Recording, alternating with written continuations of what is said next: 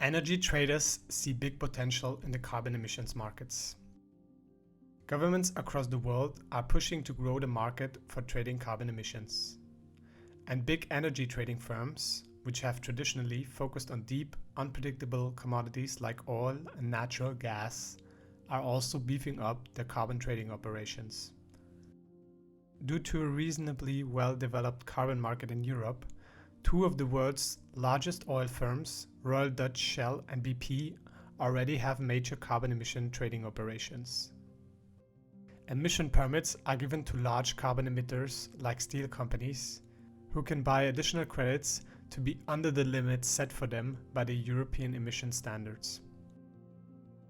Traders are becoming involved in these transactions, hoping to profit from even little changes in the price of carbon and occasionally wagering on the outcome. A worldwide carbon market may be worth $22 trillion by 2050, according to Wood Mackenzie, an energy consultancy group. The European Union announced intentions to extend its market earlier this summer, and China has already launched its own market for restricting carbon emissions. The Biden administration has stated that putting a price on carbon is a good idea, but it lags far behind the European Union in terms of figuring out how to do so. Big traders like Vita Group, the world's largest independent oil trader, and Glencore are not holding their breath. A former oil trader said that if fast action and rules are adopted, the value of the carbon market might surpass the value of the oil market by 2030, potentially even by 2025. But some of the world's largest banks, which have gone back and forth on commodities trading in recent years, are still wary of the lack of a worldwide framework. One of the difficulties is that there's no regulation in place to facilitate cross-border commerce.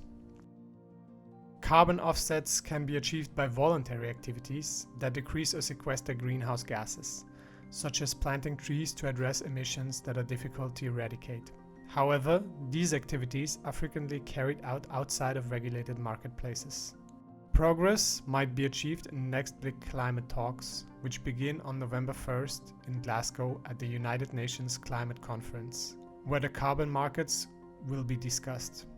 Governments will attempt to reach an agreement on Article 6, which aims to create a consensus on regulations governing international carbon trading. Concerns about double counting carbon offsets towards countries' climate targets, how to account for compliance and voluntary markets, and how to approach carbon credits granted in the past have all been sticking issues. The COP26 Climate Conference aims to resolve these problems and bring clarity to international emissions trading.